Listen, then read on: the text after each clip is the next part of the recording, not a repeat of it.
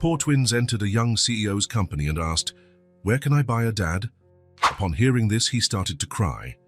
Wesley Davis parked his black Audi in the CEO's reserved spot. The Quantum Enterprises building cast a long shadow on the sidewalk, its mirrored windows reflecting the clear spring sky. Wesley adjusted his navy blue tie, grabbed his leather briefcase from the passenger seat, and exited the car, setting the alarm with a discreet beep. At 35, Wesley had built a tech empire from the ground up. Quantum was his creation, his legacy, the result of years of tireless work and precise decisions. As CEO of one of the country's most innovative, sustainable energy companies, his days were filled with meetings, contracts, and strategies that defined the future for thousands of employees. "Good morning, Mr. Davis," the security guard greeted at the entrance. "Good morning, Mike," Wesley replied with a brief nod. The routine was always the same: pass through security, check urgent messages in the elevator, and reach his 30th floor office with enough time to review reports before the first meeting. Today, however, a video conference with Asian investors was starting in 20 minutes, and he still needed to finalize the numbers from the latest acquisition. Approaching the main entrance, Wesley put his phone into his jacket's inner pocket, ready to start another productive day. His serious, focused expression rarely changed during working hours. The CEO mode, as his assistant used to joke. That's when something completely out of the ordinary happened. Two small girls appeared in front of him, blocking his path to the revolving door. They were practically identical, with curly brown hair and floral dresses, one with a yellow bow and the other with a blue bow in her hair. Twins, no doubt, and they couldn't have been more than 4 years old. "Mister, where can I buy a dad?" asked the girl with the yellow bow, looking directly at Wesley with intense green eyes. The question hit Wesley like a physical blow. He froze mid-stride, feeling the air escape his lungs. Those simple words, spoken with the brutal innocence only children possess, instantly tore down the walls he had built around his most painful memories. His eyes welled up with tears before he could control them. One streamed down his face, and he quickly wiped it away, but not in time to hide it from the girl in front of him, who watched him with curiosity. "Are you crying?" she asked, tilting her head. Wesley felt transported back 30 years, himself at 5 years old, sitting on the front steps of his house, waiting for a father who would never return. The image of his mother trying to explain that Daddy decided to live somewhere else, while fighting back her own tears. The nights he heard her softly crying in the next room, birthdays without a card, Christmases with only 2 places at the table, school presentations where he looked for a face in the audience that was never there. Taking a deep breath, Wesley regained some of his composure. He looked around, realizing the girls were completely alone. There was no adult nearby who seemed responsible for them. "Are you alone?" he asked, avoiding the question about his tears. "Where's your mum?" The girl with the blue bow, who had been silent until then, took a small step forward. "Mommy's working," she replied, her voice softer than her sister's. "And where does she work?" Wesley asked, crouching down a little to be closer to their height. "At the diner," said the girl with the yellow bow. "The blue diner, past the big corner. It's not too far." "Did you come all the way here by yourselves?" Wesley couldn't hide his concern. "We just wanted to see the shiny building," explained the girl with the blue bow, as if that justified everything. "Mommy was busy serving coffee to people." Wesley checked his watch. The video conference would start in 15 minutes. The correct procedure would be to call security, ask them to locate the girl's mother, and proceed to his meeting. That's what he would normally do, but nothing that morning felt normal. That child's question, "Mr. Where can I buy a dad?" had touched a wound he thought had healed long ago. A vulnerability he kept carefully hidden under layers of professional success and a schedule too busy to allow for personal reflection. "What are your names?" he asked, pulling a handkerchief from his pocket to discreetly wipe his eyes. "I'm Janie," replied the girl with the yellow bow, the one who had asked about a dad. "And she's Tessa," she pointed to her sister. "We're twins, Janie and Tessa," Wesley repeated. "My name is Wesley. I think we should take you back to your mom. She must be very worried." "We didn't tell her we were leaving," Tessa confessed, looking slightly regretful.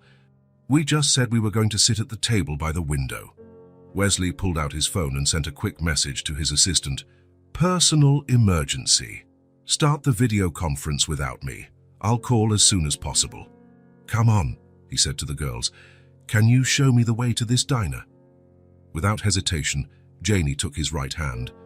Tessa hesitated for a second, but then quickly took his left hand. Wesley felt something strange, a comforting warmth holding those tiny hands. It had been so long since he felt such innocent contact, so devoid of ulterior motives or professional expectations. They walked along the bustling sidewalk, a peculiar contrast. The executive in his impeccable $3,000 suit, flanked by two girls in colorful floral dresses. Some people looked on, curious or smiling, but continued on their way. Why did you cry when I asked about buying a dad? Janie insisted as they walked. Wesley thought for a moment before answering. Because, I also grew up without a dad, he replied, surprising himself with his own honesty. What happened to him? Tessa asked. He left when I was little, Wesley simply replied. One day he was there, the next he wasn't. We never had a dad, Janie said with the frankness of children. Mommy says he left even before we were born. She gets sad when we ask about him, Tessa added. That's why we don't ask anymore. Wesley felt a pang in his chest. These girls had never even met their father. They never had the chance to create even a single memory, good or bad. At least he had some memories from his early years, even if the abandonment had stained them all. That's why I wanted to know where to buy one, Janie explained, as if it were the most logical solution in the world. So Mommy wouldn't be sad anymore. Wesley felt his throat tighten again. The innocence and simple logic of that child disarmed him completely. Now you know, Janie, he said gently. You can't buy a dad. It's not like buying a toy or a book. Why not? She asked, frowning. We buy food, we buy clothes. Because dads are people, Wesley explained, searching for simple words. And people can't be bought. They choose to be in our lives. But then how do we get one? Tessa asked, sounding genuinely confused. Wesley took a deep breath, caught off guard by the depth of the conversation he was having with two 4-year-olds.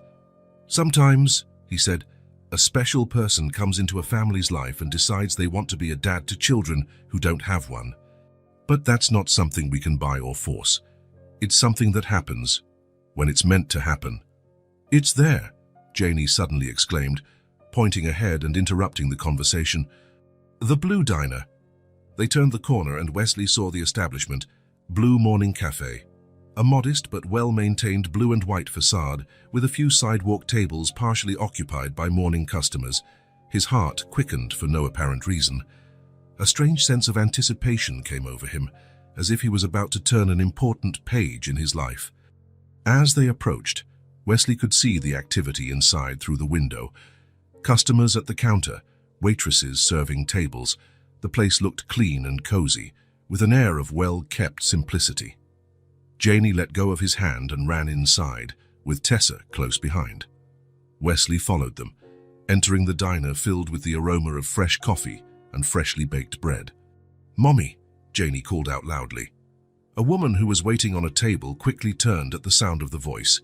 She wore a blue uniform with a white apron, her curly brown hair tied back in a messy bun. Girls, she exclaimed, her expression quickly changing from surprise to relief and then to worry. Where have you been? I've been looking everywhere. She hurried towards her daughters, crouching down to hug them. Wesley remained standing, watching the scene, suddenly feeling like an intruder. We went to see the shiny building, Mommy, Janie explained, pointing behind her. And we asked the man where we could buy a dad. The woman visibly paled, pressing her lips together. She looked up in the direction Janie was pointing, ready to apologize to the stranger her daughters had bothered. I'm so sorry about the girls. Question, they didn't, she began, but the words died on her lips as her eyes met Wesley's. The shock on her face was evident. Her eyes widened, her lips parted in complete surprise. For a moment, she stood completely still, as if she had seen a ghost. Wesley, she finally whispered, her voice barely audible over the diner's hum. Hello, Marissa, he replied, feeling as if time had stopped. Marissa Walker, his first love, the girl he shared dreams and promises with during his senior year of high school, the person he left behind 10 years ago when he left to study abroad on a scholarship that would change his life forever. The reunion was silent, loaded with unspoken memories. Marissa maintained her composure, but the look between them revealed that something strong still existed, even if buried by years of silence and diverging paths. You know this man, Mommy?" Tessa asked, looking between the two adults with curiosity. Marissa seemed to wake from a trance. She blinked several times and forced a smile. "Yes, sweetie," she replied, her voice slightly hoarse. "We met a long time ago." A co-worker approached Marissa. "Is everything okay?" she asked, looking at Wesley with interest. "Table 6 is waiting for their order, and more customers just arrived." "Yes, I'll be right there," Marissa replied quickly. She turned back to Wesley with a polite smile, but her eyes still showed the shock of the reunion. "Thank you for bringing my daughters back safely. I need to get back to work now." "Of course," he replied, feeling there was much more to be said, but knowing that this was neither the time nor the place. Marissa guided the girls to a table in the corner, saying something quietly to them, probably instructions to keep quiet. Then she quickly returned to work, moving efficiently between tables, serving customers with a professional smile that didn't reach her eyes. Wesley noticed how she looked different and, at the same time, incredibly familiar. The same green eyes her daughters had inherited, the same way she tilted her head when taking an order, the same way she tucked a stubborn strand of hair behind her ear. But there was something new, too, a seriousness, a subtle weariness in the lines around her eyes, a determination in her movements that spoke of years of struggle. Wesley should leave. He had an important video conference, a company to run, a day full of appointments, but his feet seemed glued to the floor, unable to move towards the door. Janie waved at him from the corner table, smiling as if they had shared a secret. Tessa watched him with curious eyes, more reserved but equally intense, the same green eyes as Marissa. Finally, Wesley managed to turn and walk to the door. Before leaving, he looked back one more time. Marissa was at the counter, writing down an order. As if feeling his gaze, she briefly looked up, meeting his eyes across the space filled with customers and tables. For an instant, it was as if 10 years hadn't passed. As if they were still those young people full of dreams and promises, before life took them on such different paths, before each of their choices created the chasm that now seemed impossible to cross. Then the moment passed, and Marissa turned her attention back to the customer in front of her, professionalism returning to her face like a necessary mask. Wesley stepped out onto the sunny sidewalk, feeling as if he had woken from a long, confusing dream. Janie's question continued to echo in his mind, along with the image of Marissa's eyes when she saw him again. "Mister, where can I buy a dad?" There was something in that phrase that resonated with an old pain in his chest, a pain he shared with those girls who never knew their father, a pain that clearly Marissa also carried in her own way, raising 2 children alone while working in a modest diner. The contrast with his own life couldn't be starker. He, the successful CEO with his designer suit and imported car, reviewing multi-million-dollar contracts. She, a single mother, serving coffee in a white apron, counting every penny to support 2 daughters. 2 lives that were once intertwined, now as distant as they could be. And yet, a casual encounter with 2 little girls had created an unexpected bridge between these worlds. Wesley looked at his watch. The video conference had already started without him. He should call his assistant, ask her to reschedule, go back to the office. Instead, he picked up his phone and typed another message. "Cannot attend meeting today. Urgent personal situation. Reschedule my agenda for the rest of the day." He couldn't explain why he did it. He didn't know what he intended to do in the next few hours. He just knew he couldn't concentrate on mergers and acquisitions when his mind was filled with questions about Marissa and her daughters. He needed to understand who these girls were who never knew their father, who they were to Marissa, and, perhaps, who they could become to him. With slow steps, Wesley walked down the sunny sidewalk away from his corporate building, knowing only that nothing would be the same. 3 days had passed since the unexpected reunion at the diner. Wesley couldn't get the image of Marissa in her blue uniform, efficiently and dignifiedly serving tables, out of his head. Nor could he forget Janie and Tessa's green eyes, so much like their mothers, looking at him with that innocent curiosity as they asked the question that still echoed in his mind, "Mister, where can I buy a dad?" Sitting in his 30th floor office, with a panoramic view of the city, Wesley seemed distant during meetings. His assistant asked if he was sick. He assured her he wasn't, but he knew something had changed within him since that morning. Finally, late on a Tuesday afternoon, Wesley made a decision. He left work early, something almost unheard of for him, and drove to the Blue Morning Cafe. He chose the time carefully, close to closing out, when there would be fewer customers and, perhaps, Marissa would have a few minutes to talk. The chime of the door announced his entry. Only 2 tables were occupied, an elderly lady sipping tea by the window, and a young man engrossed in his laptop in the corner. Marissa was behind the counter, counting the till. When she looked up and saw him, her expression blended surprise with a certain resignation, as if she knew he would return sooner or later. "Hello, Marissa," Wesley said, approaching the counter. "Wesley," she replied with a brief nod. "I didn't expect to see you again." "I needed to come back," he said simply. "Do you have a few minutes?" Marissa looked at the wall clock. "We close in half an hour. If you don't mind waiting until I finish." "Of course, no problem." Wesley sat at a table near the counter. He ordered a coffee when a waitress approached, just to have something to do while he waited. He watched Marissa working, her efficient movements, the way she interacted with customers, polite, but with a reserve that hadn't existed in the Marissa he had known so many years ago. Slowly, the cafe emptied. The elderly lady left. The young man with the laptop closed his computer and departed. Lights in part of the dining area were turned off. The waitress said goodbye, and finally it was just the 2 of them. Marissa took off her apron, put it under the counter, and walked to the table where Wesley was sitting. There was tension in her shoulders, as if she was preparing for a difficult conversation. "The girls are with a neighbor," she said, sitting down. "I have to pick them up in an hour." "Thank you for giving me this time," Wesley replied. "I know you must be tired after a full day's work." An uncomfortable silence hung between them.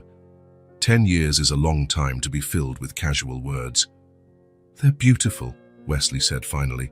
"Your daughters. They look a lot like you." Marissa smiled faintly, the first genuine smile he'd seen since he came in. "Yes, thank goodness they take after me more than their father." The mention of the girl's father hung in the air like an unasked question. Wesley hesitated, then decided to be direct. "Marissa, I don't mean to pry, but who is their father?" She took a deep breath, as if gathering strength for a story she didn't like to tell. "Nobody you know," she replied, looking at the empty cup in front of her. "It happened after you left, about 2 years later."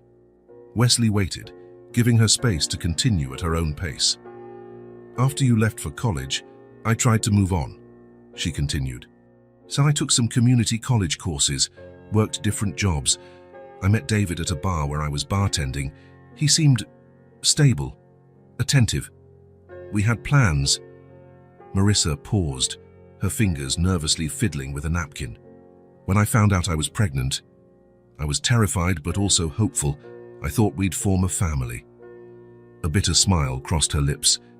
"I told him at a dinner I specially prepared. I even bought a pair of baby booties to give him as a gift." Wesley felt a knot in his throat, anticipating the direction of the story. "He said he needed time to think," Marissa continued. "The next day I couldn't reach him, nor the day after, nor the following week. He just disappeared. Blocked my number, moved out of the apartment he was renting, deleted all social media. I found out later he went back to California, where he used to live." "Marissa, I'm so sorry," Wesley said, genuinely moved. "That's when I found out they were twins," she went on, her voice now firmer. "At the 4-month ultrasound. 2 girls. I thought about all the options, Wesley, all of them, but in the end I decided to go through with the pregnancy. Alone." Her eyes finally met his, defiant. I never regretted it. Not for a second. Janie and Tessa are the best thing that ever happened to me. I'm sure they are, Wesley agreed. They're extraordinary. When they were born, my parents helped a bit, but soon after, my father got sick. Alzheimer's. My mother had to dedicate herself full-time to him. She still takes care of him at home, in the countryside. Marissa shrugged.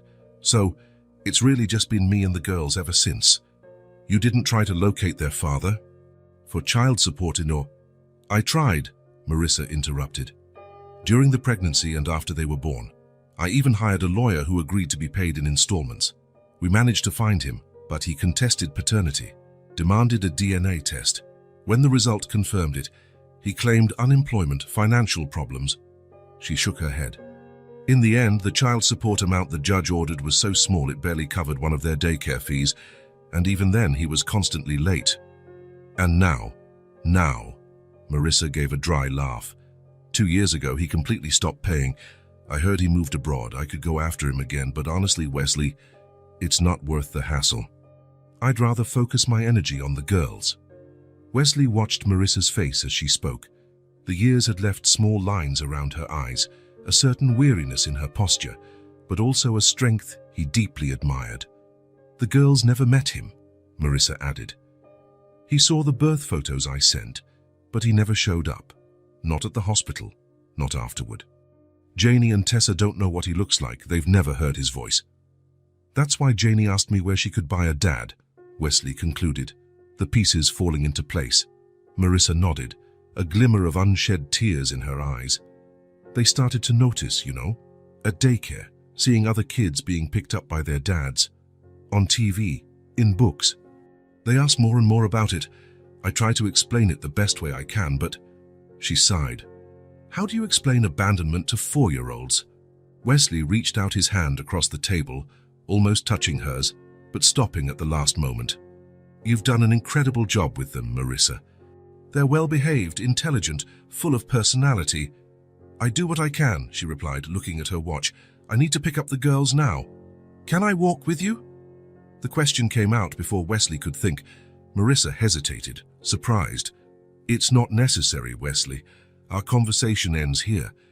You already know what you wanted to know. Please, he insisted. I'd like to see the girls again. I promise not to take up too much of your time. Something in his tone must have convinced Marissa, who finally agreed with a reluctant nod. They left the cafe together after Marissa locked up and set the alarm. They walked side by side, Wesley adjusting his long strides to her slower pace. They turned onto a side street, then another, gradually moving away from the commercial area towards a more modest residential neighborhood. They stopped in front of an old 3-story building without an elevator. Marissa pressed the intercom for apartment 102. It's me, Mrs. Patel. I'm here to pick up the girls. Seconds later, the door opened and an elderly Indian lady smiled at them. They behaved very well today, Mrs. Patel said. We baked cookies together. The twins appeared behind her, their faces lighting up at the sight of their mother. Then they noticed Wesley. Look, Tessa. Hey, it's the man from the big building, Janie exclaimed, running to the door. You came back. Tessa seemed equally excited, though more subdued than her sister. Hello, girls, Wesley greeted, smiling. After thanking Mrs. Patel, Marissa guided everyone upstairs to her apartment. Wesley noticed her hesitate briefly before opening the door, as if she was hesitant to show her home. It's not very big, she said in a low voice, and I haven't had time to tidy up after breakfast yet. The apartment was indeed small, a living room combined with a kitchenette, a short hallway that likely led to the bedrooms and bathroom. The space was clean and organized, but Wesley immediately noticed the signs of scarcity that Marissa tried to hide. The sofa had careful patches on one of the arms. The kitchen table was simple, with mismatched chairs. The walls had drawings by the girls, framed with colorful cardboard. A creative and inexpensive form of decoration. Mister, want to see our books? Janie asked, pulling Wesley's hand towards a small bookshelf. Janie, let Mr. Wesley breathe, Marissa gently chided. Why don't you two go wash your hands? You have cookie flour all over yourselves. The girls obeyed, running to the bathroom. When they were alone, Marissa seemed even more uncomfortable. Would you like some coffee? Or tea? That's all I have to offer, I'm afraid. No need for anything, thank you, Wesley replied. His eyes caught a detail on the kitchen table, a small stack of envelopes. He recognized the shape and colors, utility bills, rent. Marissa followed his gaze and quickly gathered the envelopes, putting them in a drawer. Sorry for the mess, she mumbled. There's no mess at all, he replied. Your apartment is cozy.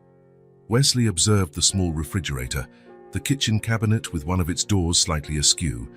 He noticed the absence of electronic devices beyond an old TV. The girls returned from the bathroom, eager to show Wesley their few toys, and he sat on the living room floor to get a better look. While the twins chattered, Wesley noticed Marissa discreetly opening the kitchen cabinet. It was almost empty. A few packages of pasta, rice, 2 cans of tuna, a half-empty cereal box. After a few minutes, when the girls went to put away their toys, Wesley approached Marissa in the kitchen. Are you doing okay? He asked quietly. I mean, financially? Marissa's face immediately hardened. We're managing, she replied, her voice tense. I don't need your concern, Wesley. I didn't mean to offend. I just want to help, if I can. I don't need charity, she replied, even more rigidly. Wesley noticed another envelope on the table, partially hidden under a dish towel. A disconnection notice for electricity, with the warning "Final Notice" in red. Marissa followed his gaze again and sighed, her resistance waning slightly. Sometimes I have to choose, she finally admitted, her voice so low he could barely hear it. I let the electricity bill go overdue when I have to choose between that and food. The confession, so simple and direct, hit Wesley like a punch to the gut. The reality of that family of 3 was so far removed from his own life of luxuries and comforts. Marissa, I don't need your pity, Wesley, she interrupted. We're getting by. We always have. Before he could respond, the girls came running back, asking to watch cartoons before dinner. Marissa checked the clock and nodded. Only half an hour, while I prepare something for us to eat. Wesley realized it was time to leave. He had imposed his presence long enough. I need to go, he said, picking up his jacket. Thank you for talking to me, for letting me see the girls. Marissa walked him to the door, while Janie and Tessa protested, wanting him to stay longer. Another day, maybe, he promised the girls, who waved sadly. In the building hallway, out of earshot of the children, Wesley turned to Marissa. If you need anything, we don't, she cut him off. But thank you. He nodded, respecting her pride. You're incredible, you know, he said sincerely. What you've done, raising these girls alone, the strength it takes, it's admirable. For a moment, Marissa's mask dropped, and he glimpsed the vulnerability behind the strength. Good night, Wesley, she simply said, closing the door. Wesley walked down the stairs slowly, his mind processing everything he had seen and heard. The small apartment, the overdue bills, the empty cupboard, Marissa's silent strength, raising 2 daughters alone, without support, choosing between paying for electricity or buying food. As he reached his luxurious car, parked on the street, Wesley felt a determination grow within him. It wasn't pity he felt. It was admiration, respect, and a deep impulse to do something, anything, to help that family. Driving back to his penthouse apartment, Wesley was already formulating a plan. Tomorrow would be different. Tomorrow, he would do something concrete, however small, something to bring a little joy to those children who asked where they could buy a father. The morning after delivering the dolls, Wesley woke with a strange feeling, a lightness he hadn't experienced in years. The image of the girls hugging him in gratitude remained vivid in his mind, like a continuously replaying film. During the 9 a.m. executive meeting, his assistant had to call him twice before he realized he was being addressed. Is everything all right, Mr. Davis? She asked, concerned. Yes, just thinking about something else, he replied, turning his attention back to the graphs projected on the screen. But his thoughts kept returning to that small apartment, to those girls and their single mother who faced so many difficulties with quiet dignity. By the end of the day, Wesley made a decision. He stopped by a delicatessen on the way and bought ingredients for a simple but substantial dinner, something he could bring to Marissa and the girls without it looking like charity. Fresh pasta, homemade sauce, artisan bread, some fruits. Real food, not just donation boxes. When he arrived at Marissa's building, he felt a momentary hesitation. Was he intruding too much? Maybe he should have called first if he had her number. Taking a deep breath, he climbed the stairs and knocked on the door of apartment 203. It was Tessa who opened, her green eyes widening when she saw him. "Mommy," she called, not taking her eyes off Wesley. "It's Wesley." Marissa appeared behind her daughter, drying her hands on a dish towel, clearly surprised. "Wesley, what are you doing here?" "I brought dinner," he said, holding up the bags. "So I hope I'm not bothering you." Before Marissa could answer, Janie came running down the hallway. "Wesley," she exclaimed, hugging his legs without ceremony. "You came back. Come see, we made something for you." Marissa seemed torn between gratitude and discomfort, but eventually stepped aside. "Come in, please," she said, taking one of the bags. "How you didn't need to bring anything." The apartment seemed brighter today, with a few candles lit on the small coffee table. Wesley noticed that the space was even more organized, as if Marissa had made an effort to make everything impeccable after his previous visit. "Well, the girls haven't stopped talking about the dolls," Marissa commented quietly, while Wesley placed the groceries on the small kitchen counter. "They slept hugging them." Wesley smiled, feeling that same lightness from the morning. "I'm glad they liked them." "Wesley, Wesley," Janie called, pulling him by the hand towards the small sofa. "We made something special at school today. Tessa, get the drawing."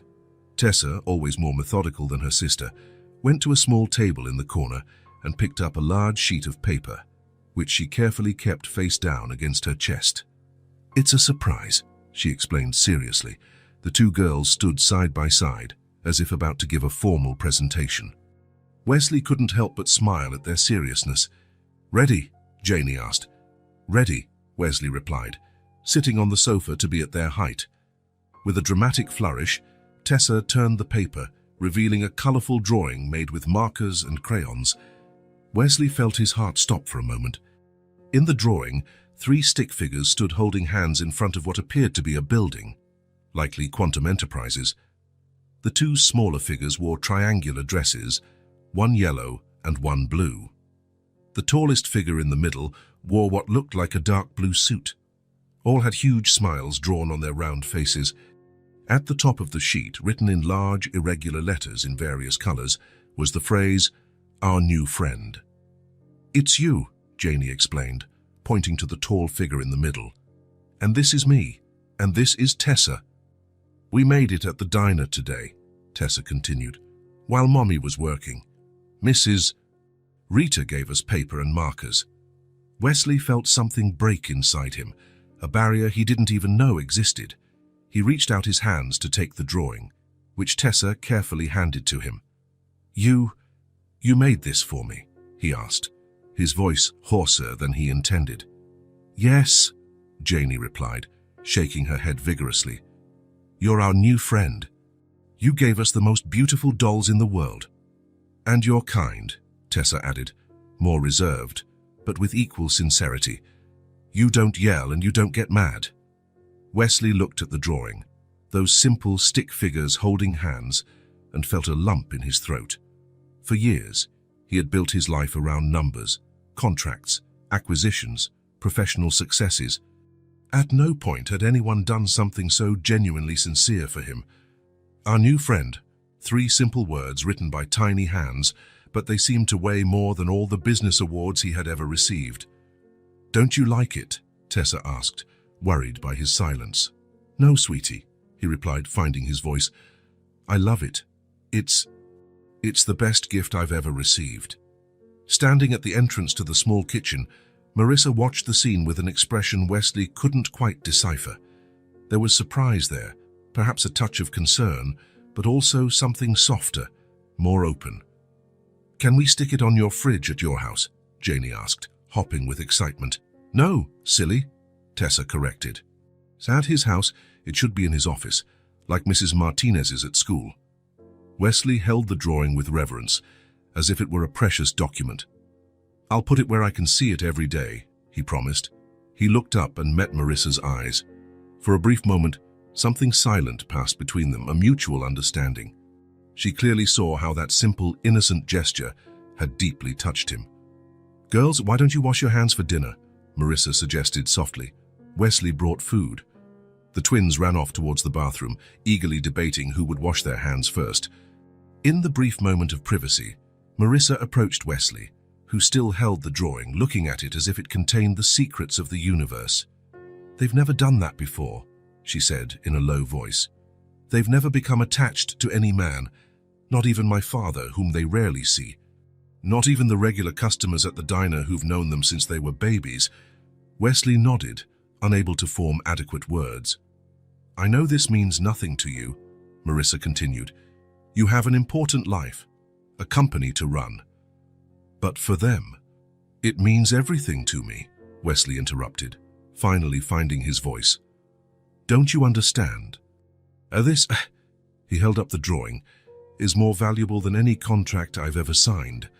Marissa studied him for a moment, as if trying to gauge his sincerity.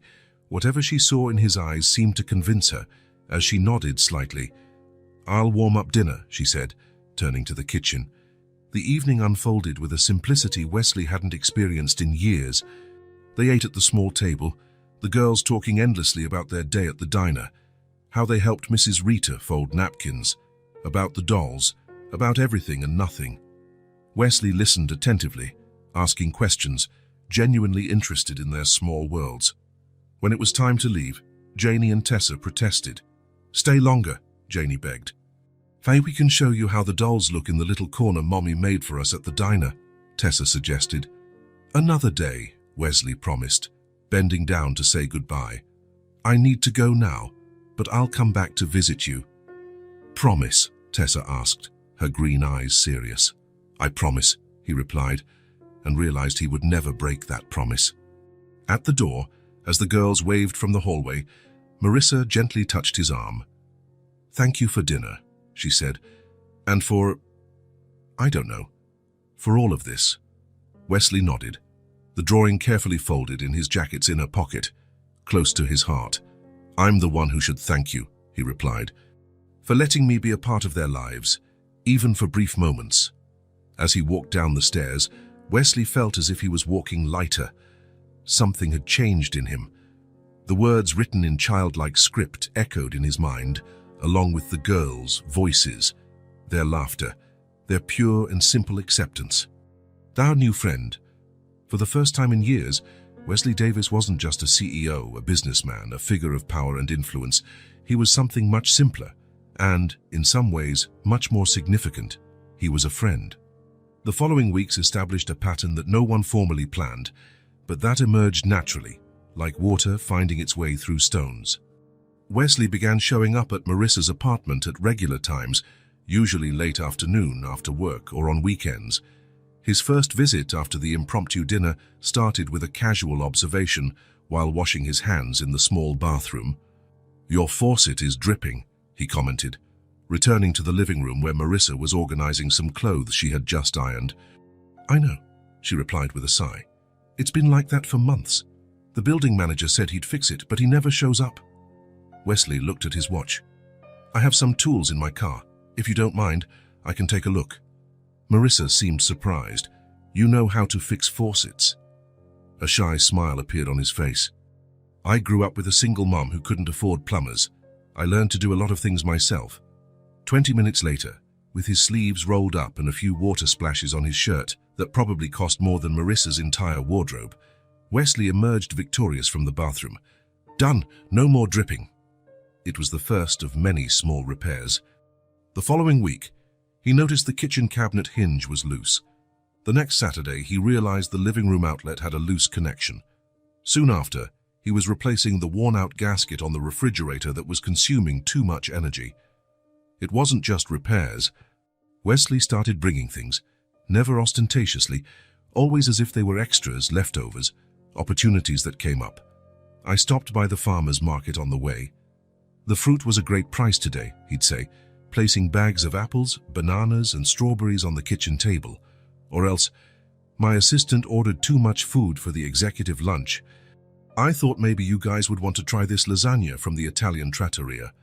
The girls quickly got used to his presence. Gradually, Wesley became part of their routine. He would arrive, and they would run to show him a new drawing or tell him about something that had happened at the diner. "Wesley, Mommy's work sink is dripping too," Janie said one afternoon. "Can you fix it like you did here?" "If your mom and the cafe owner allow it, of course," he replied, smiling at the girl. The following weekend, there was Wesley on his knees under the Blue Morning Cafe as kitchen sink, fixing the faucet while Mr. Parker, the owner, watched impressed. "You have a knack for this, son," the older man commented. "If you ever get tired of the corporate life, you can always change careers." Wesley just smiled, feeling a peculiar satisfaction finishing the job, a different feeling from closing big deals. Visits to the diner also became regular. Wesley would stop by for a quick coffee almost every day. The staff already knew him by name, and the girls would always run to greet him when they spotted him at the door. "They have a radar for you," commented Rita, the oldest waitress, as she served Wesley's coffee. "They could be distracted in the back, but the second you walk in, they know." Wesley smiled, watching Janie and Tessa, who were coloring in the corner set up for them at the back of the diner. "They're special." "And so are you, apparently," Rita replied with a warm smile. "I've never seen Marissa so light." It was true. There was a subtle change in Marissa. Not that she had transformed completely, she was still the strong, independent woman with a certain protective reserve. But there were small signs. She smiled more easily. Her face seemed less tense. The lines of worry on her forehead had softened. One Tuesday, Wesley left work early and drove to a utility company. He didn't tell anyone, not even Marissa. He simply approached the counter and asked to see the pending bills at her address. The employee looked at him suspiciously. "Are you a family friend?" he simply replied. The woman hesitated, but something in the seriousness of the man in front of her convinced her. "There are several overdue bills. The last disconnection notice has already been issued." "What's the total?" When the employee mentioned the amount, Wesley showed no reaction. He simply took out his credit card and settled all outstanding payments, even prepaying for the next 3 months. He did the same at the gas company and the condo association. At no point did he mention to Marissa what he had done. 3 days later, while they were having dinner in the small apartment, Marissa looked at him with an indecipherable expression. "Something strange happened today," she commented, pouring more juice for the girls. "I got a call from the electric company confirming all outstanding balances were paid. They said there must be a mistake, since—" She lowered her voice so the girls wouldn't hear. "Since I know exactly which bills are overdue." Wesley continued eating as if he hadn't heard anything out of the ordinary. The customer service representative insisted everything is in order. Not only were the overdue bills paid, but the next few months too. She stared directly at him. The same thing happened with the gas and the condo fees. Wesley finally looked up from his plate, meeting Marissa's questioning gaze. "What a coincidence," he simply said. "Wesley." "The sauce is delicious," he interrupted, deliberately changing the subject. "You're an excellent cook, Marissa." She didn't insist. Later, when the girls ran to show Wesley a new drawing, Marissa watched him from afar, her eyes reflecting a complex mixture of gratitude, relief, and something deeper, harder to name. The following week, when Wesley arrived for his usual visit, he noticed something different in the apartment. There was a new lamp in the living room, simple but beautiful. A colorful rug replaced the old, worn one, and on the kitchen table, a small vase with fresh flowers. "We got our advance 13th salary at the diner," Marissa explained, noticing his gaze. "I thought I'd make the place a bit more cozy." Wesley smiled, understanding the unspoken message. She knew exactly what he had done, but instead of confronting him or refusing his help, she found a way to preserve her dignity.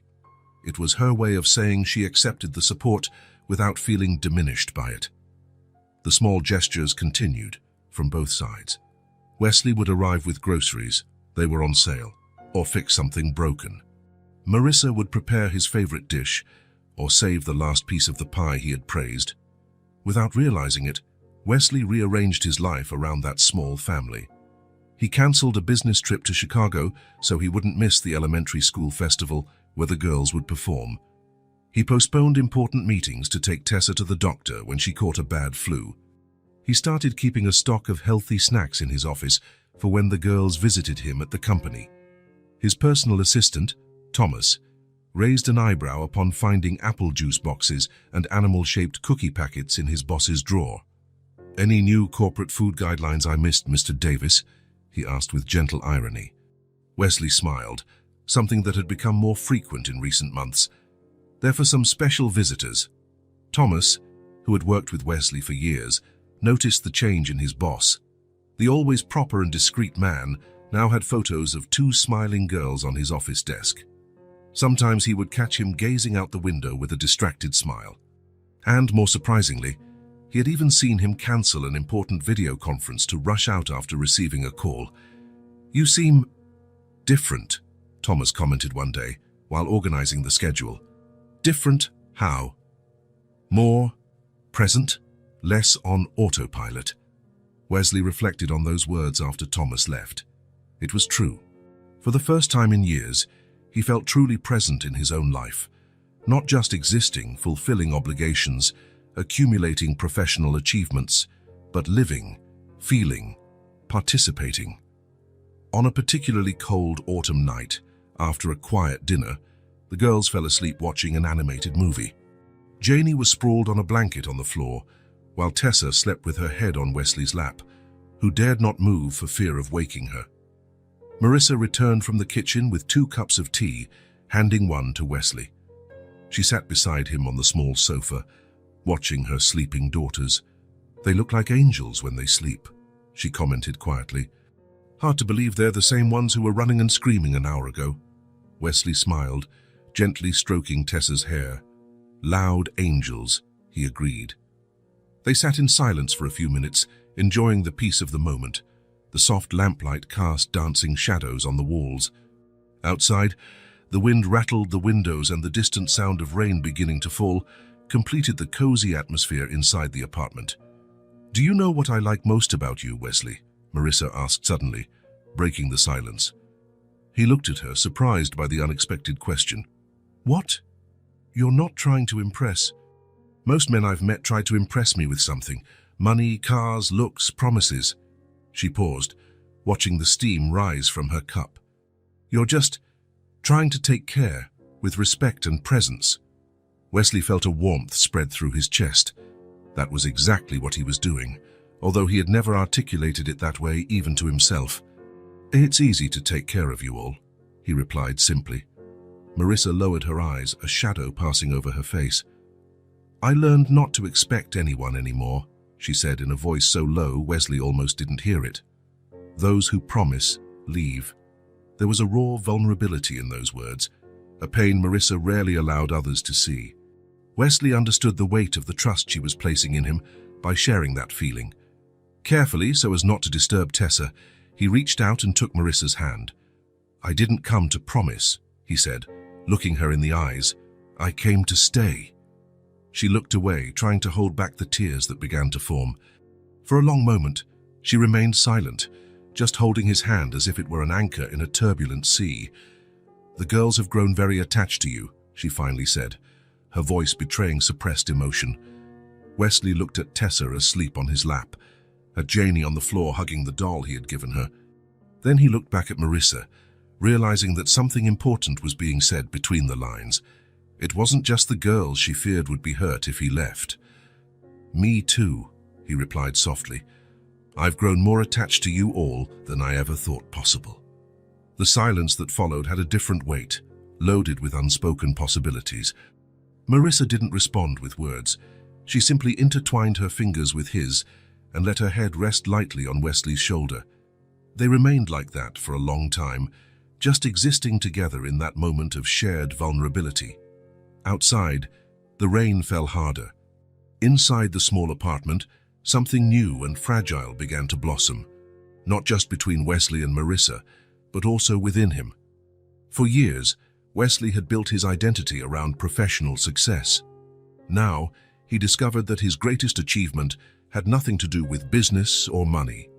It was being there, on a small, worn sofa, with a child asleep on his lap and Marissa's hand in his. It was belonging, finally, to something greater than himself. The small gestures had built invisible bridges between them.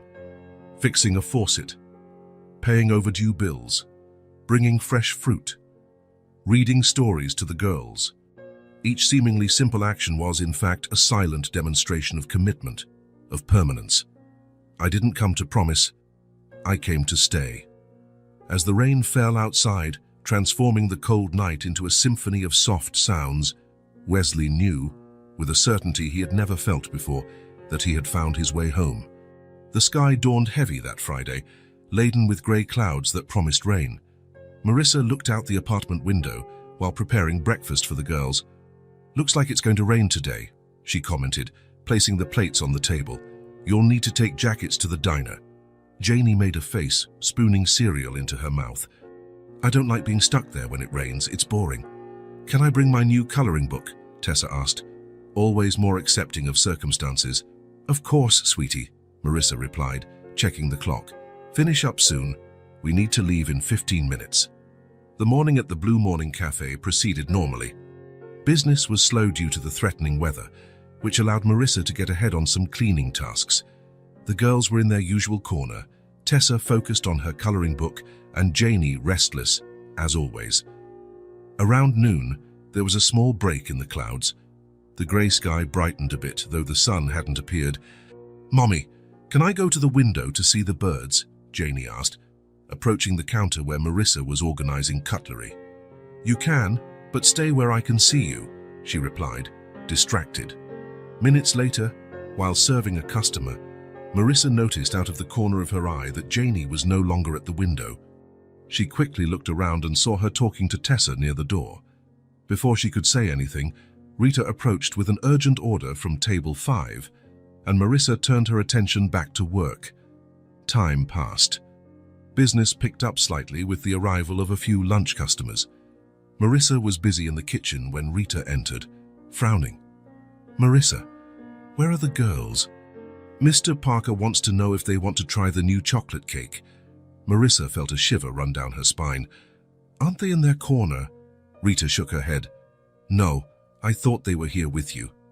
Immediately dropping what she was doing, Marissa ran to the main dining area. The girls' corner was empty, only Tessa's coloring book and some scattered pencils indicating they had been there. She checked the bathroom, the storage area, even Mr. Parker's small office. Nothing. "When was the last time you saw them?" she asked Rita, trying to control the growing panic in her voice. "About 40 minutes ago, maybe? Near the door?" The door. Marissa felt her blood run cold. She ran to the diner entrance and looked through the window. The sky had darkened again, menacingly. "They left," she murmured, more to herself than to Rita. Janie convinced Tessa to go out. Without thinking twice, Marissa pulled out her phone and dialed the number that in recent months had become her safe haven. Wesley was in the middle of a meeting with investors when he felt his phone vibrate in his pocket. Normally he would ignore it, but something made him discreetly check. Seeing Marissa's name on the screen, he excused himself and left the room. "Marissa, has something happened?" The voice on the other end was laden with fear. "The girls are gone, Wesley. They're not at the diner. I think they left without permission, and it's going to start raining hard any minute." "Where do you think they might have gone?" he asked, already walking quickly towards the elevator. "Probably the park. Janie has been complaining about being stuck inside the diner. There's a playground 2 blocks from here. They mentioned several times this week that they wanted to go there." "I'm on my way," Wesley said. "I'll be there in 15 minutes. Start looking around the diner. Maybe they're just exploring the nearby shops." As he drove, Wesley felt an anxiety he had never experienced before. The sky grew darker by the minute, and thick drops began to pepper the car's windshield. "Please be okay," he repeated mentally like a mantra. Arriving at the Blue Morning Cafe, he found Marissa on the sidewalk, her eyes red with worry. "No sign of them in the shops nearby," she said, her voice trembling. "Well, the park is that way." At that moment, as if the heavens had simply waited for the worst possible moment, the rain began to fall heavily. Within seconds, they were drenched. "Let's split up," Wesley suggested. "You go down that street, I'll go around the block." Whoever finds them first calls the other. Marissa nodded and ran off, calling her daughters names. Wesley headed in the opposite direction, his heart pounding in his chest. The rain fell with increasing force, forming puddles on the sidewalks and reducing visibility. Upon arriving at the park, Wesley saw that it was practically deserted. The swings swayed empty in the wind. The wet seesaw reflected the grey light. He ran between the equipment, calling for the girls. "Janie, Tessa, where are you?" Only the sound of the rain replied. Wesley continued searching, each passing minute increasing his despair. He crossed the playground and headed towards a small wooded area. That's when he spotted, under an old oak tree, two small huddled figures. "Janie, Tessa!" he shouted, running towards the trees. The girls were sitting together under the oak, completely soaked. Janie had a protective arm around her sister, and both held their dolls against their chests, trying to shield them from the rain that seeped through the tree's leaves. Seeing Wesley, their faces lit up with relief. "Wesley!" Janie exclaimed, quickly standing up. Wesley knelt on the wet grass, checking them quickly. "Are you all right? Are you hurt?" Both shook their heads negatively. Their hair was soaked, their dresses clung to their bodies, their lips slightly blue from the cold. "We knew you'd come," Tessa said, her voice trembling, her big green eyes fixed on him with an absolute trust that broke his heart. Those simple words hit Wesley with overwhelming force. At some point in the last few months, he had become the person these children fully trusted, the person they knew, for sure, would come for them when they were lost, scared, needing help. Without saying anything, Wesley picked them both up, one in each arm. They clung to him, their dolls squeezed between their small bodies and his chest. As he walked back to the playground, he spotted Marissa running towards him, her face a mix of relief and lingering fear. "I found them," he shouted to her. "They're okay." Marissa reached them breathless, tears mixing with the rain on her face. Without hesitation, she wrapped all three of them in a tight embrace, creating a small circle of human warmth under the torrential rain. "Don't ever do that again," she murmured, her voice choked. "You scared me so much." "Sorry, Mommy," Janie said, her usual boldness replaced by genuine regret. "It was my idea." "We just wanted to play a little," Tessa added. "We didn't see it was going to rain so much." Marissa tightened the hug, including Wesley completely in that family circle. For a long moment, they stood there, motionless in the rain, forming an inseparable unit, a silent, eternal moment. Wesley felt something solidify within him, as if the last pieces of a puzzle had finally fallen into place. There, drenched to the bone, with two trembling children in his arms and Marissa hugging them all, he finally understood what it meant to be part of a family. It wasn't about blood ties or official certificates. It was about being there, about being the person they knew would come, always. "We knew you'd come." The rain continued to fall around them, but in that small circle of hugs there was all the warmth in the world. The inevitable happened 2 days after the incident in the park. Wesley was in his office when he received a call from Marissa. "It's Janie," she said, her voice tense. "She woke up with a high fever. I had to miss work." "I'm on my way," he replied without hesitation, already closing his laptop and grabbing his jacket. His assistant raised her eyebrows as he rushed past, cancelling all his appointments for the day. "Family emergency," he briefly explained. It was only later in the car that Wesley realized what he had said. Family emergency. The words had come out naturally, without planning. At some point in the last few months, Marissa and the girls had become his family, without papers or ceremonies. Arriving at the apartment, he found Marissa in the kitchen preparing cold compresses, her face marked by worry. 39 degrees Celsius, she informed him, as Wesley hung up his coat. "And she complains of a sore throat." In the girls' small bedroom, Janie was curled up under a thin blanket, her face red with fever, her eyes bright and restless. Tessa sat beside her sister, watching her with evident concern. "Hello, Princess," Wesley said softly, sitting on the edge of the bed. "I hear you're not feeling too well." Janie managed a weak smile. "My throat hurts," she complained, her voice hoarse. Wesley placed his hand on her forehead, feeling the heat of the fever. "We'll take care of it, okay?" Marissa came in with the compresses and a glass of water. Wesley stood up to make room for her, but Janie grabbed his hand. "Stay," the girl pleaded. Something in that simple request, in that complete trust, made Wesley feel a lump in his throat. He nodded, sitting down again. "I'm not going anywhere," he promised. The day unfolded in a routine of care. Wesley went to the pharmacy to get the medicine prescribed by the doctor who had seen them over the phone. Then he helped Marissa prepare a light vegetable soup. While she bathed Janie to try and bring down the fever, he entertained Tessa with stories and quiet games. In the evening, when Janie's fever finally subsided a little, Marissa looked exhausted. "You need to rest," Wesley said. "You have an early shift tomorrow, don't you?" She nodded, rubbing her tired eyes. "Mr. Parker can't let me off 2 days in a row. We're short-staffed. I'll stay with them tomorrow," Wesley offered. "I can work remotely from here." "I can't ask that of you, Wesley. You have a company to run." "The company will survive a day without my physical presence," he replied with a smile. "Besides, I'm not asking permission, I'm informing you that I'll be staying here tomorrow." The relief in Marissa's eyes was visible, even as she tried to protest once more. Finally, she accepted the offer with a silent "thank you." The next morning, Marissa left for work after checking on Janie, who still had a fever, though lower. Wesley transformed the small living room table into a makeshift office, with his laptop and phone, from where he could monitor the girls in their bedroom.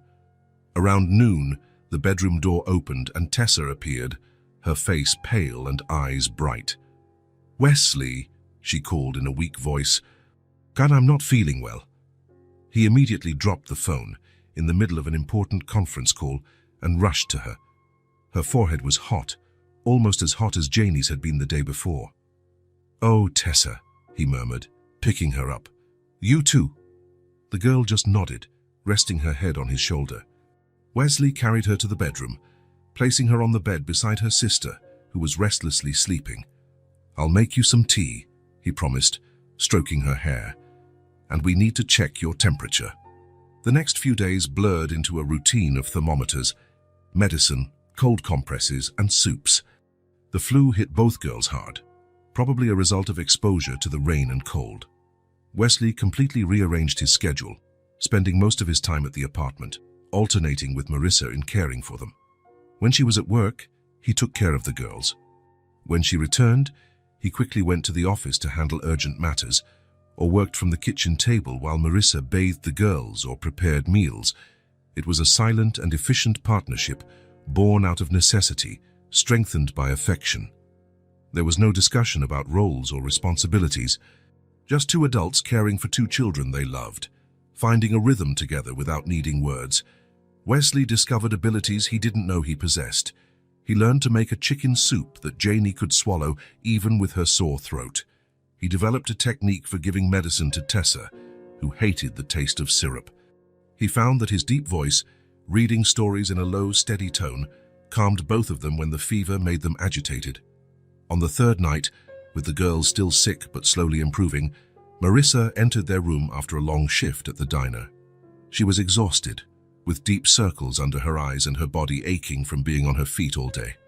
She stopped at the doorway, silent, taking in the scene before her. Wesley was sitting in the small armchair between the two beds, a storybook open on his lap. Janie and Tessa had climbed out of their beds at some point and were now huddled against him, one on each side, sleeping soundly. Janie's head rested on his right shoulder, while Tessa was nestled under his left arm.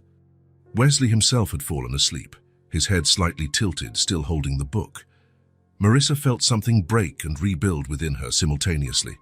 A protective barrier she had maintained for years crumbled, while something new, stronger, and more terrifying took shape. For so long it had just been her and the girls against the world. Now there was someone else in that intimate circle, someone who didn't need to be there, but chose to be. Someone who held her sleeping daughters with the same reverence she herself held them. The fear of loss, that old acquaintance that had accompanied her since she was abandoned while pregnant, returned with full force. Because now it wasn't just Janie and Tessa who could be hurt if Wesley decided to leave.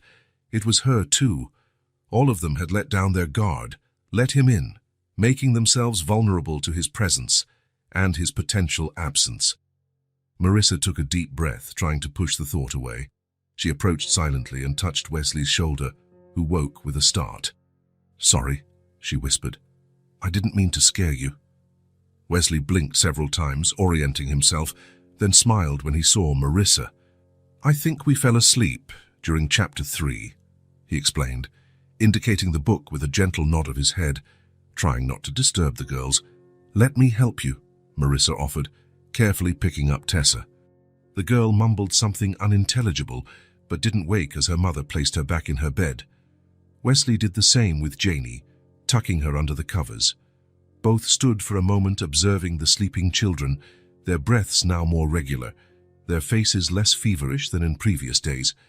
"I think the worst is over," Wesley commented in a low voice when they left the room. "Thanks to you," Marissa replied, heading to the kitchen. "I don't know how I would have managed all this alone." "You would have found a way," he said, following her. "You always have." Marissa began preparing tea, her movements automatic, almost mechanical. She was so exhausted. "Yes, but at what cost?" she murmured, more to herself than to him. "I probably would have lost my job for missing so many days." Wesley approached, gently taking the kettle from her hands. "Go rest," he said. "I'll make the tea." She didn't protest, a sign of her extreme exhaustion. She sat at the table, watching him move around the small kitchen with a familiarity that still surprised her, as if he had always been there, part of that space, that routine, that life.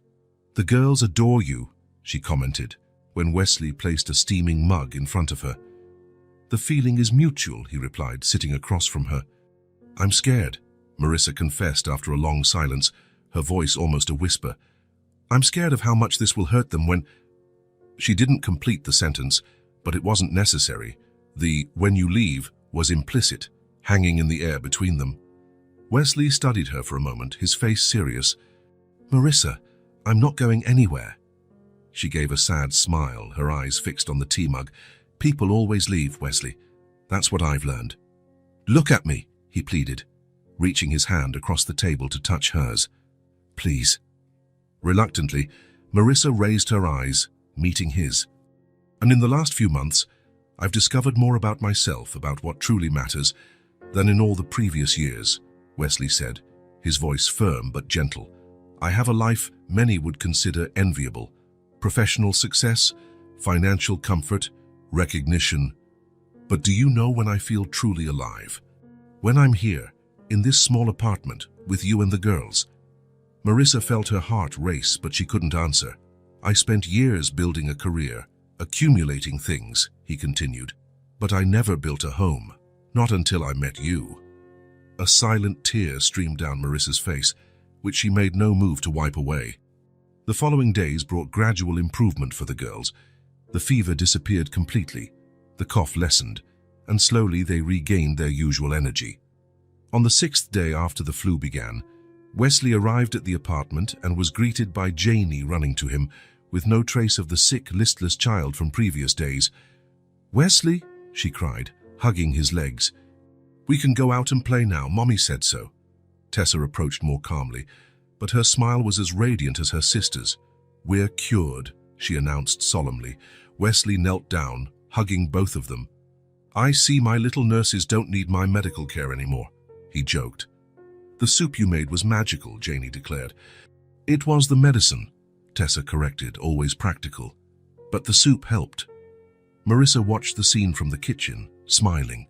She also looked more rested, the dark circles under her eyes less pronounced, a healthy color returning to her face.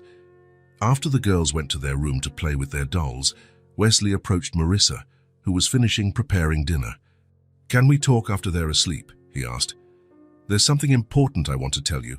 Marissa nodded, a shadow of apprehension quickly passing through her eyes. Dinner was lively, with the girls talking non-stop, making up for days of illness-induced quiet. After helping with the dishes, Wesley participated in the nighttime routine, listening to the girls' prayers, reading a final story, turning off the light, and wishing them sweet dreams. When they were finally alone in the small living room, Wesley gestured to the sofa. "Shall we sit down?" Marissa obeyed, a visible tension in her shoulders, as if preparing for bad news. These past few days taking care of the girls made me realize something, Wesley began, his voice calm but resolute. Something I think I always knew, ever since that first time Janie asked me where she could buy a dad. He paused, searching for the right words. I never forgot you, Marissa. All these years, even when I thought I had moved on, there was something unfinished. I was immature when I left, focused only on my career, on my dreams. He took a deep breath, looking directly into her eyes. But today, if you're willing, I want to be their father, not by blood, by heart. Marissa's breath caught. For a moment she couldn't answer, his words echoing in her mind, in her heart. Then slowly she reached out and took his hand, their fingers intertwining naturally, as if they were made for it. You already are, she replied, her voice choked with emotion. You just needed to say it. In that small room, under the soft lamplight, something solidified between them. It wasn't just the beginning of a rekindled romance, nor just the formation of a new family. It was the recognition that, sometimes, the longest and most winding paths lead us exactly where we're meant to be. Spring arrived in full force that April Saturday.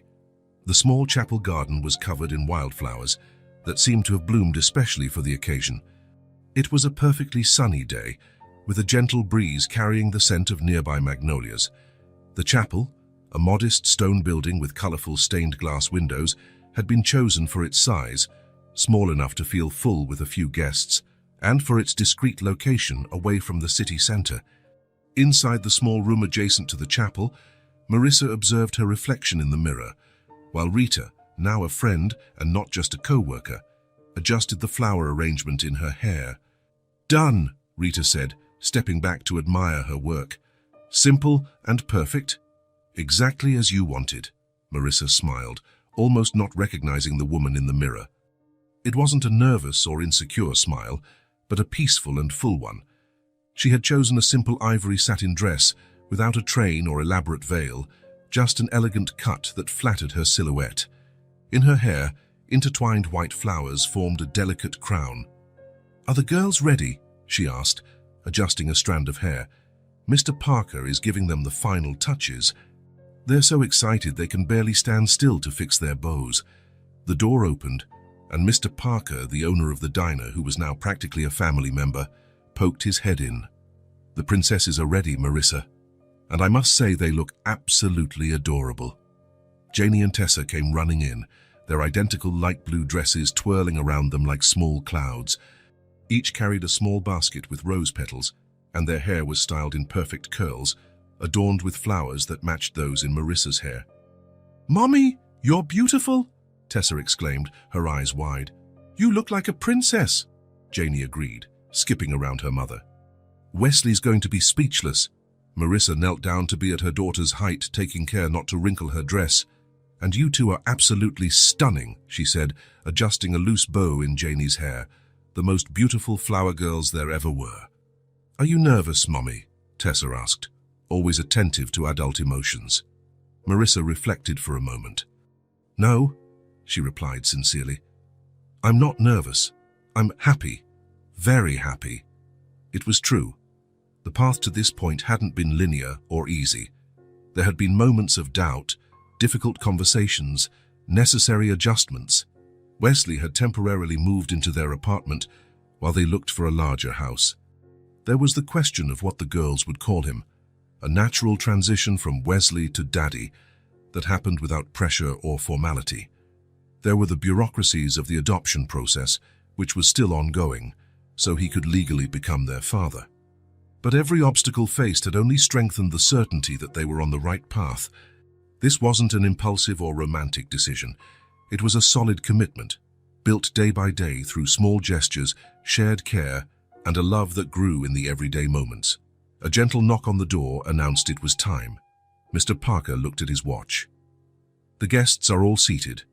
Wesley is already at the altar, looking simultaneously the happiest and most nervous man in the world, he informed with a smile. Are you ready, ladies? Marissa took a deep breath, looking at her daughters and then at her own reflection one last time. We're ready. Inside the chapel, about 30 people, close friends, some colleagues of both Wesley and Marissa, and neighbors who had become important to the family, waited on pews decorated with simple wildflower arrangements. Wesley stood near the altar, impeccable in his navy blue suit, chatting quietly with Thomas, his personal assistant and now friend, who would be his best man. Hearing the first chords of the soft music played by the pianist in the corner of the chapel, he immediately turned to the entrance. The doors opened, and Janie and Tessa entered first, walking side by side with carefully rehearsed steps, scattering rose petals along the aisle. Their faces were pure joy, and occasionally Janie waved animatedly to the guests, making everyone smile. When the girls reached the altar, they positioned themselves on the opposite side of Thomas, as they had practiced. Then, everyone turned to the entrance, where Marissa appeared, radiant. She had chosen to walk down the aisle alone, a symbol of the strength and independence she had cultivated over the years as a single mother. But this time, that independence wasn't a defensive armor. It was the solid foundation upon which she chose to share her life with someone. Wesley felt his breath catch when he saw her. It wasn't just Marissa's physical beauty that touched him, but everything she represented: strength, courage, unconditional love. The woman who had raised two wonderful daughters alone, facing every obstacle with dignity, was now walking towards him, choosing him as a partner on this journey. When Marissa reached the altar, Wesley extended his hand to her, his eyes moist with suppressed emotion. "You look stunning," he whispered. "You do too," she replied, smiling. The officiant, a justice of the peace who was a longtime friend of Wesley's, began the ceremony with simple words about unity, commitment, and family. He spoke about how true love doesn't always follow direct paths, sometimes needing detours and years of separation before finding its destination. When it came time for the vows, Wesley spoke first. He had written and rewritten his words dozens of times, but looking at Marissa and the girls beside her, all the carefully crafted phrases seemed inadequate. "Marissa," he began, holding her hands, 10 years ago, when we parted, I thought I was following my destiny. I built a career, achieved material success, lived what many would consider a full life. But there was an emptiness that nothing filled." He paused, gathering his words. Then, by a coincidence that seems like fate, 2 little girls walked into my building lobby and asked a question that would change my life forever. He looked at Janie and Tessa, who watched him with radiant smiles. "Through them, I found you again, and I discovered that the emptiness I felt was exactly the size and shape of you 3. His voice faltered slightly. "I promise to love you, Marissa, with all my heart. I promise to be your partner, your friend, your support. I promise to wake up every day trying to deserve the trust you place in me. And I promise to love Janie and Tessa as my daughters, to protect them, guide them, and support them in all the paths they choose." Marissa took a deep breath, fighting back the tears that threatened to fall. When she began to speak, her voice was soft but firm. "Wesley, for years I built walls around myself and around the girls. I learned to depend only on myself, not to trust, not to expect. It was safer that way." She smiled slightly. "Then you appeared, not tearing down those walls by force, but simply being present, day after day, until the walls no longer made sense." She squeezed his hands in hers. "You entered our lives without demands, only offering support, respect, and love. I promise to return that love every day. I promise to be your partner, your friend, your safe harbor. I promise to remember, even on difficult days, how lucky we are to have found each other again." The officiant was about to proceed with the exchange of rings when Janie, unable to contain her emotion, stepped forward and shouted, "Now we have a real dad." A murmur of emotional laughter rippled through the chapel. Marissa looked at her daughter, torn between surprise and maternal embarrassment. But before she could say anything, Wesley knelt down, coming to Janie and Tessa's height. "And I gained what I never knew I needed," he replied, his voice choked with emotion. He opened his arms and the girls ran to him, hugging him tightly. For a moment, the formal ceremony was forgotten as the 3 shared that embrace. Then Marissa joined them, completing the family circle. There wasn't a dry eye in the chapel. The officiant waited patiently for them to resume their positions, before continuing with the exchange of rings and finally declaring Wesley and Marissa husband and wife. The kiss that sealed the union was soft and deep, laden with promises and certainties. When they separated, the girls applauded animatedly along with the guests. The small reception took place in the garden adjacent to the chapel, where round tables had been set under the flowering trees. It was a simple and elegant celebration, exactly as they had planned. Mr. Parker had insisted on personally preparing the cake and some special appetizers, while the rest of the menu had been carefully selected to please both adult guests and the children present. Wesley and Marissa circulated among the guests, receiving congratulations and sharing moments with each person who had been part of their journey. The girls ran through the garden with other children, their blue dresses visible among the flowers like small, constantly moving butterflies. "Happy?" Wesley asked, finding a calm moment beside Marissa. "More than I ever imagined possible," she replied, leaning in for a brief kiss. 2 weeks later, on an exceptionally sunny Sunday, Wesley parked the car near the city's large park. The new house they had bought was just 10 minutes away, a spacious house with a small garden, where each girl had her own room, and there was even an office for Wesley to work remotely whenever he wanted. "Did everyone get everything?" Marissa asked, opening the trunk. Janie was already bouncing with excitement, holding her favorite doll. "I brought Annie, she wants to picnic too." Tessa helped her mom take out the basket and blanket. "I brought a book, in case we want to read stories," she informed seriously. Wesley picked up the large picnic basket with one hand and extended the other to hold Janie's hand. "Shall we find a good spot under that big tree?" he suggested, pointing to a majestic oak in the center of the park. They walked together across the soft green grass, Marissa carrying the blanket and holding Tessa's hand. When they reached the oak, they spread the large checkered blanket and began to arrange the lunch. Marissa had prepared various types of sandwiches, freshly cut fruits, homemade cookies, and a thermos with iced tea. Wesley had added some surprises, small cupcakes decorated with each of their initials, and heart-shaped chocolates that he knew the girls loved. After they ate, Wesley leaned back against the tree trunk, with Marissa resting on his shoulder. The girls played a few feet away, building a small house for their dolls with fallen branches and leaves. "We were right to choose that house," Marissa commented, watching her daughters. "It's so close to here. We can come every weekend." Wesley agreed, kissing the top of her head.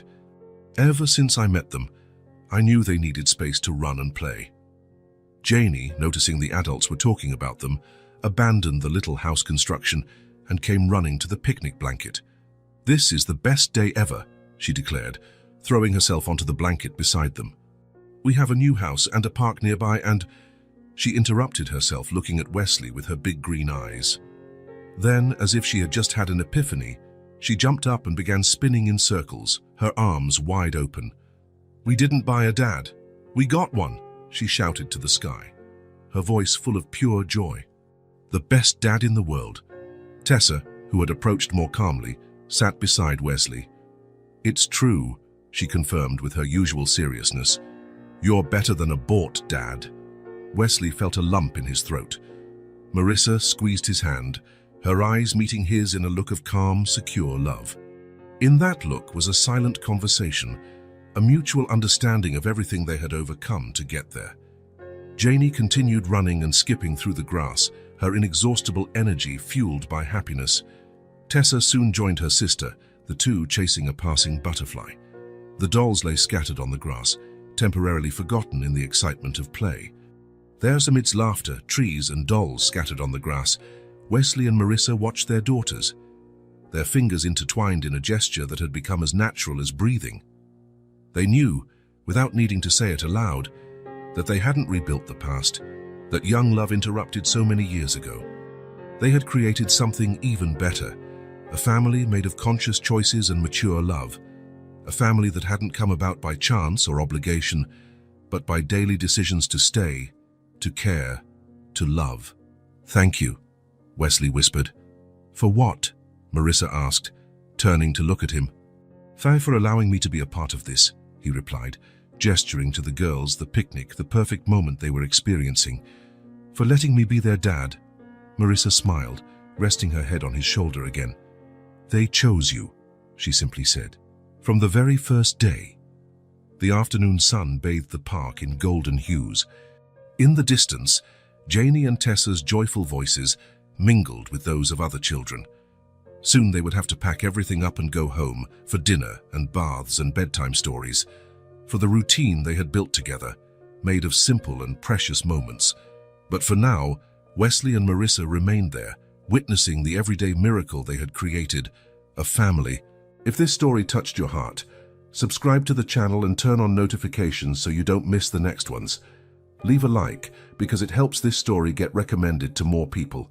See you in the next story.